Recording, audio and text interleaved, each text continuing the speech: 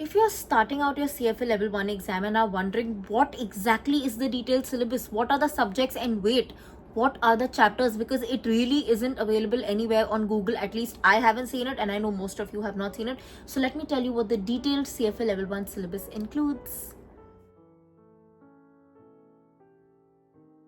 Hi guys, and welcome back to my channel. My name is Tanishka and I hope you all are doing good. In today's video, I'm going to be sharing with you the detailed CFA level 1 2025 syllabus. So this is going to include the subjects or main topics as we call in the institute. It will also include the readings or chapters like I like to call it, and the weightage of each particular subject. So let's get straight to it. But before that, if you're new to this channel, then please take 1 second to hit the subscribe button. If you've ever liked my work even a teeny tiny bit, then please join the community by subscribing to the channel, and while you're at it, don't forget to hit the bell icon so that you're notified every time I post a new video. And for the very nice people who have already joined my channel, thank you so much for joining me in my journey. I hope we stay together till the end of time.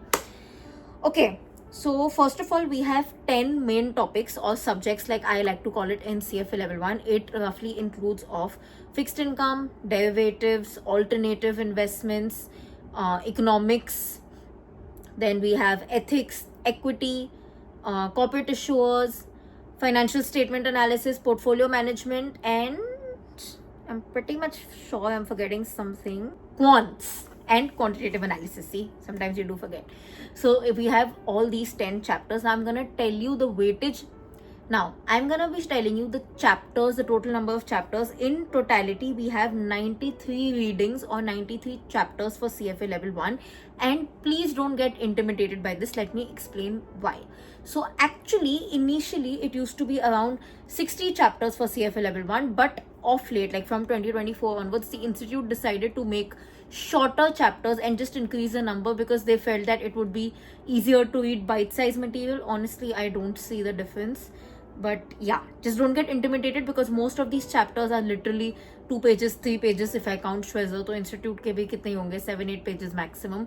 So nothing too intimidating. They are very, very short. They are not really like very, very long chapters. They're pretty bite-sized chapters. That's why numbers zyada laga hai. So don't be worried about it. Now, starting with subject number 1, quants. We have around 11 chapters in quants, first of which is rate and returns, the time value of money in finance, super important chapter, statistical measures of asset returns, probability trees and conditional expectations, portfolio mathematics, simulation methods, estimation and inference, hypothesis testing, again very important, parametric and non-parametric test of independence, simple linear regression, introduction to big data techniques. Next, we have economics, and we have around 9 chapters, 8 or 9 chapters, starting of which is firms and market structures, understanding of business cycles, very, very important. It's carried forward to level 3. Fiscal policy, monetary policy, introduction to geopolitics, international trades, capital flows and the FX market, exchange rate calculations. Again, the last chapter is super important. It is carried out till level 3. So it is really important. Then we have corporate issuers, in which we have about 7 chapters, I think. First is organizational form, corporate issuer features and ownership, investor and other stakeholders, corporate governance, conflicts, mechanism, risk and benefits, working capital and liquidity, capital investment and capital allocation, capital structure, business models. Corporate issuers is usually one of the easiest topics in CFA level 1 and CFA level 2. Level 3 mein hota hi nahi hai. But it is not only easy, it is also very scoring. So in case you're planning to give your CFA level 1 or are giving your CFA level 1, make sure you're banking on this because बहुत ज़्यादा scoring होता है. Then we have FSA, which is considered to be like thoda sa heavy subject in CFA level 1. People get very intimidated because it's heavy on accounting, but like I said, it's not that horrible. We have roughly 12 chapters in FSA, starting with introduction to FSA, analyzing income statements, analyzing balance sheets, analyzing cash flow statements 1, analyzing cash flow statements 2, analysis of inventory, analysis of long-term assets, topic in long-term liabilities and equities, analysis of income taxes, financial reporting quality, financial analysis technique, introduction to financial statement modeling.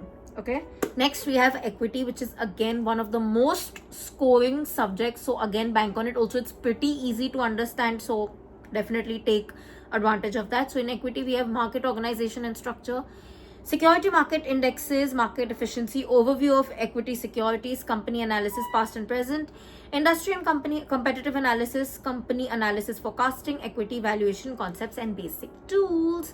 Now we have fixed income, which is the longest in terms of number of chapters for CFA level 1.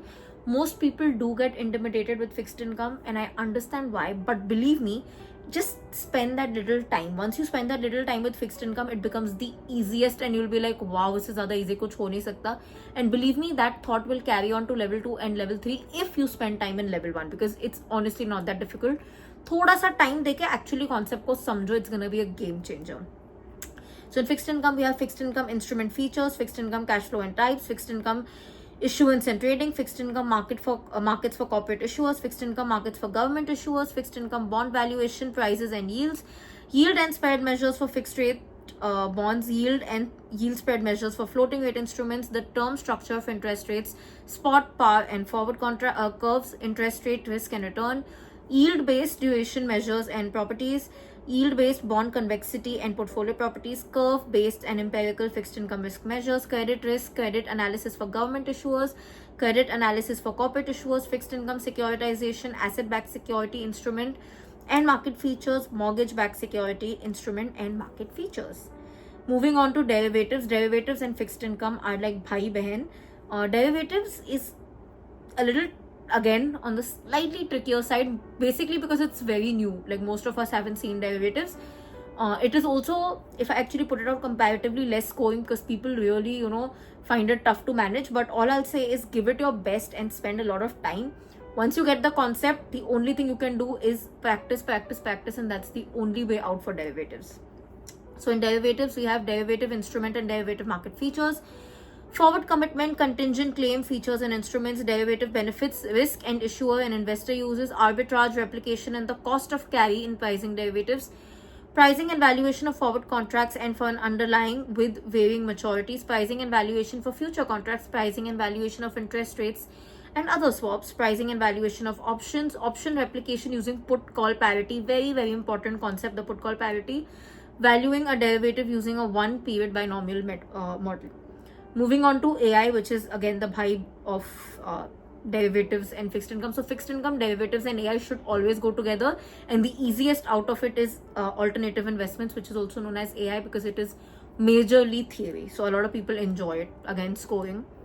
Alternative investment features, methods and structures, alternative investment performance and returns, investments in private capital, equity and debt, real estate and infrastructure, very interesting topic, natural resources, hedge funds, again very interesting topic and very important. And last is introduction to digital assets. This is actually a very new topic. It was not there during our time, the last one. Moving on to portfolio management, which is the basis of CFA, you can see, because in level 3, once you see, this is like one of the highest weightage that is given. But yeah, a lot of people enjoy it, a lot of people have mixed feelings about it. It's comparatively easy for level 1. Portfolio risk and return part 1, portfolio risk and return part 2, portfolio management and overview, basics of portfolio planning and construction, the behavioral biases of individual, introduction to risk management, and last and literally the most important, we have ethics. Iska weightage bhi bahut zyada hai and the CFA Institute loves it, so please do not ignore it. And the only way you can go about ethics is एक बार concept समझो, standard क्या है समझो, and then practice every single day. In ethics, we have ethics and trust in the investment profession, code of ethics and standard of professional conduct, guidance of standards, introduction to global investment performance standards, and ethics application. Basically, in ethics, you have the 7 standards. What is ethics, which is literally 1 or 2 paragraphs. Then the 7 standards, which is very, very important. Then you have global investment performance standards, also known as GIPS. Again, this is important, but standards are way more important. And then ethics application, which is again the standards. So yes, this is the CFA level 1 syllabus. I already have a 3-part ethics video where I've explained ethics in my way, just giving you my shortcuts ki how did I study ethics. I'm not a teacher to teach you, but I did that for ethics. And I was thinking if you guys want me to make one for the portfolio management topic as well, behavioral biases of individuals, maybe even basics of portfolio planning and construction, I can do that if you guys want.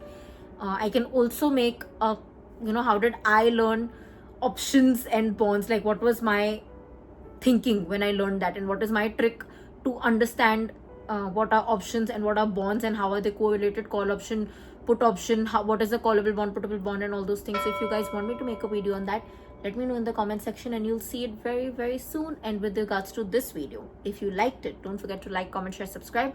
I'll see you guys very, very, very soon. Until then, keep sparkling and definitely keep learning.